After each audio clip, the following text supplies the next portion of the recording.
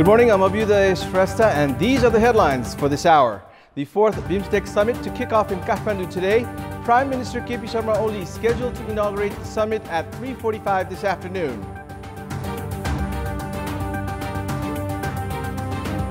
Chinese company withdraws from the much-touted West Seti hydropower project.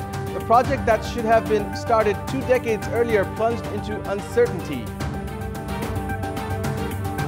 Argentina's government unexpectedly asks for the early release of a $50 billion loan from the IMF amid growing economic crisis. And Nepal currently playing against United Arab Emirates in its second match at the ACC Asia Cup qualifiers. Nepal invites UAE to bat first. Let's begin with the latest national political updates.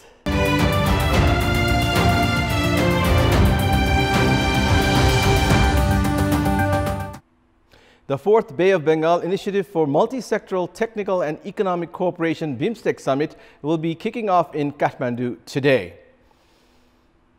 Indian Prime Minister Narendra Modi, Prime Minister of Bangladesh Sheikh Hasina Wajid, and Prime Minister of Thailand Prayut Chan-o-cha are scheduled to arrive in Kathmandu this morning to take part in the 2-day summit. President of Myanmar Win Myint, Sri Lankan President Maithripala Sirisena and Chief of the Interim Government of Bhutan, Chireng Wangchuk, have already arrived in the capital to attend the summit. Prime Minister KP Sharma Oli is scheduled to inaugurate the 4th BIMSTEC Summit at 3:45 this afternoon at Hotel Solti.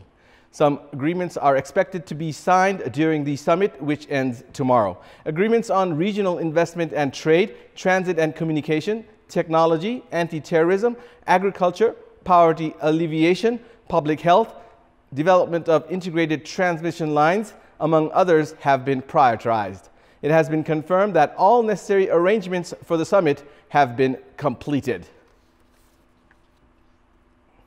The Federal Parliament has started its homeworks to implement the agreements made with Dr. Govinda Kesi a month ago. Dr. Kesi attended the meeting of the Parliament's Education and Health Committee earlier yesterday that was held to take in experts' suggestion on the National Medical Education Bill. Dr. Kesi, who had staged his 15th round of hunger strike a month ago, was invited by the Education and Health Committee to discuss on the bill. However, Dr. Kesi refused to further discuss on the clauses, citing agreements had already been made with the leaders of the ruling party and the government.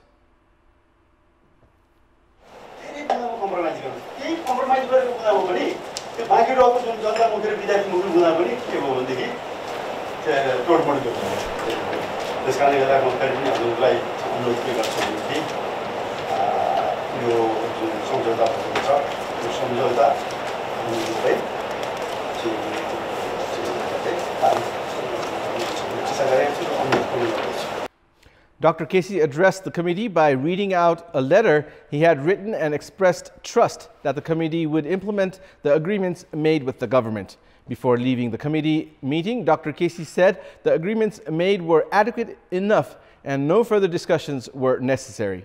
The committee has said it will consult with other experts and stakeholders before reaching a decision. Dr. Kesi had ended his 15th round of hunger strike on 26th of July after striking an agreement with the government. As per the 9-point agreement made, the government will not grant permit to new medical, dental and nursing colleges within the capital for the next 10 years. A proposal for the amendment of the Medical Education Bill has already been registered at the Parliament.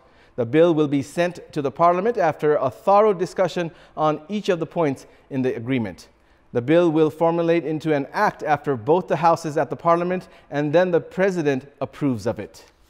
We'll take a short break here. We have more news coming up. Welcome back. Around 5,000 individuals, including ministers and government officials, have made international visits in the past 1 year alone. Based on the data collected by the Office of the Prime Minister and the Council of Ministers, 3,000 government staff have visited various nations on special invitations, while 2,000 others were sent abroad on government expense. Given many officials competed with one another merely for foreign visits, Prime Minister KP Sharma Oli had directed to put control on these visits as soon as he assumed office. However, the directive has not been enough to lower the number of international visits made by government staff.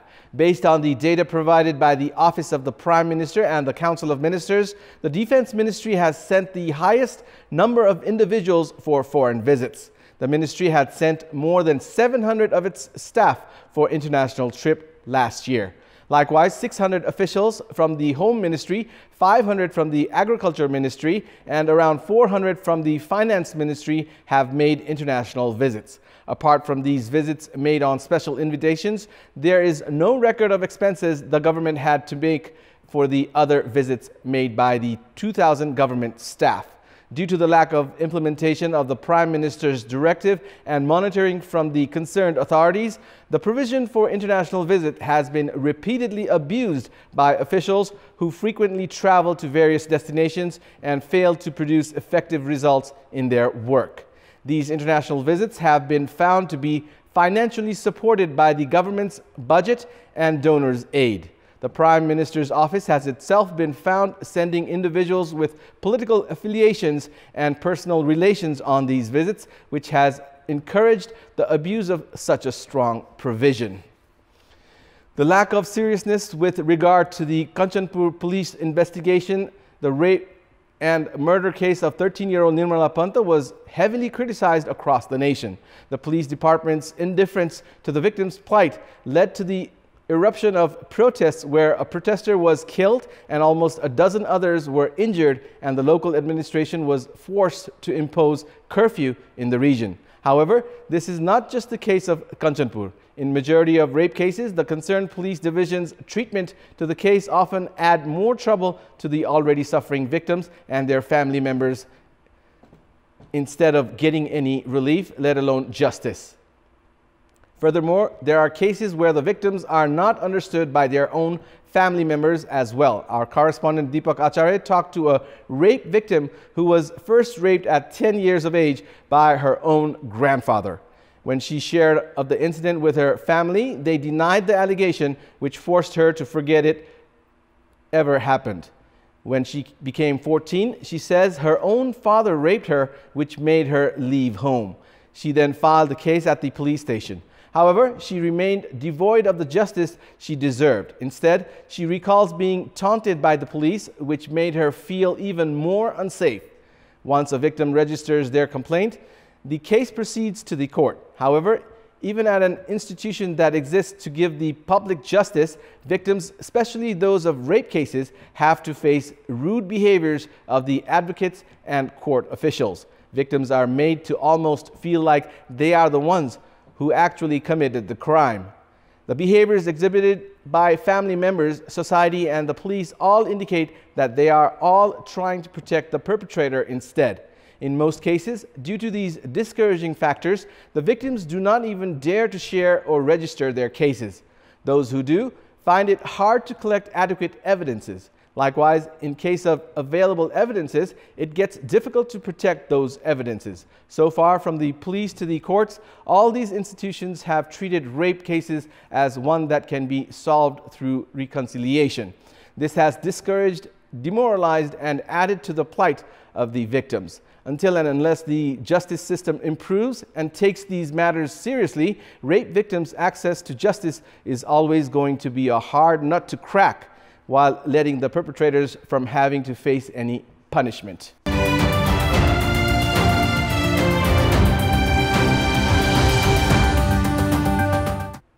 China Three Gorges, a Chinese company, has withdrawn from the West City Hydel project, terming the project unproductive. The much-touted West City hydropower project has yet again been pushed into uncertainty following the exit of the Chinese company. Three Gorges has withdrawn from the project 6 years after the preliminary agreement, citing that the project is out of financial feasibility. The Chinese side had raised relocation of settlements and transmission line as its major agenda at the meeting with the investment board held in Kathmandu on Tuesday and yesterday. Despite the Nepalese side being flexible in reducing the capacity of the project in the purchase of electricity in US dollars and the extension of the project duration, the board informed that Three Gorges abruptly quit the project, terming it unproductive. The project, which was considered to be of 750 megawatt capacity, was occupied for 16 years by the Australian company SMEK. Later on, a preliminary agreement was forged with Three Gorges to move forward the project works. 5 years after the preliminary agreement, an agreement was reached to move ahead the project with 75% of investment by the Chinese company and 25% from the Nepal Electricity Authority. The government announced to carry out the project works using its own resources in the current annual budget. The investment amount in this respect, however, is yet to be determined. This has rendered uncertainty in the completion of the much-touted hydropower project. In order to protect the Phewa Lake region from encroachment, the Supreme Court had ordered to remove human settlements established so far from the designated Phewa Lake zone. However, the government has not taken any initiative as of yet to implement the Supreme Court's order. In this context, we asked the residents of Pokhara, why has the government ignored the Supreme Court's order and the suggestions made by experts? Let's now take a look at what they had to say.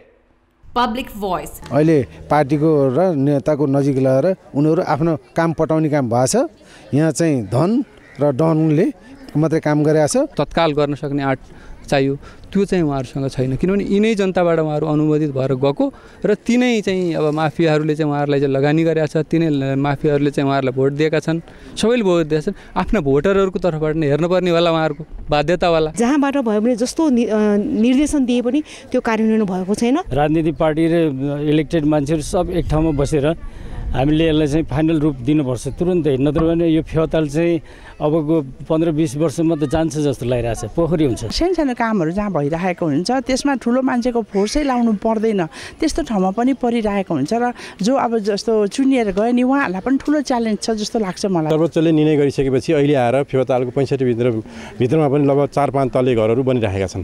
त्यसमा कसले त्यसको निगरानी कसले गर्ने र त्यसलाई कसरी व्यवस्थापन गर्ने भन्ने सवालमा यहाँका जुन निकायहरु पनि एकदमै मन छन्, किन मन बसेका छन्, अब के हो भन्ने कुराहरु अब यहाँका जनप्रतिनिधिले नै सोध्न जरुरी छ। हाम्रो जनप्रतिनिधिहरुलाई पनि म दोष दिन्छु र नगरपालिकालाई दोष दिन्छु। यदि यो चाहिँ फैसला भएर आसी त कार्यान्वयन पनि हुन सक्नु पर्यो नि हैन।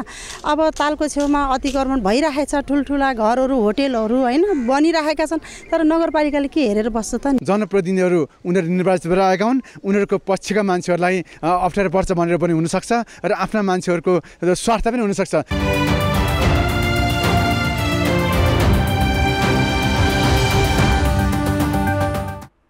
It's now time for our segment, Public Pulse, where you text us with your opinion. Public Pulse.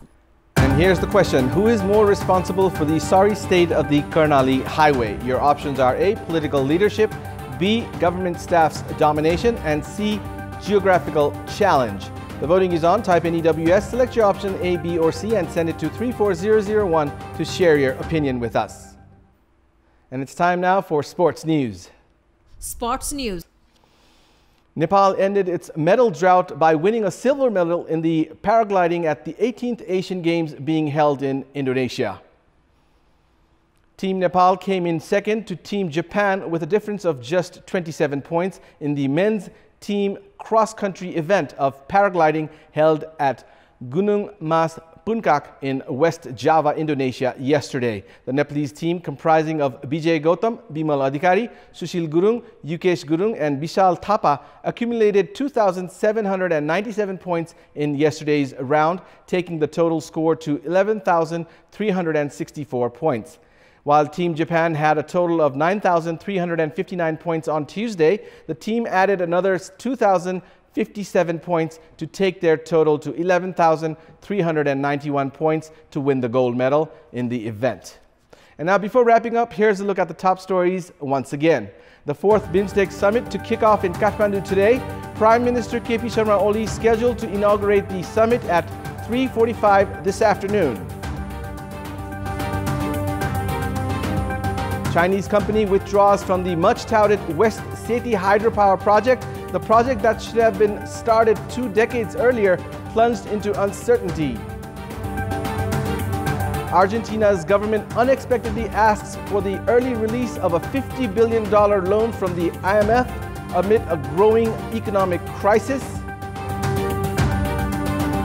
And Nepal currently playing against United Arab Emirates in its second match at the ACC Asia Cup qualifiers. Nepal invites UAE to bat first. And that's all for the moment. Our next English bulletin will air at 11 this morning. Keep watching Kantipur Television HD for more news and entertainment. Thank you for watching. Have a good morning.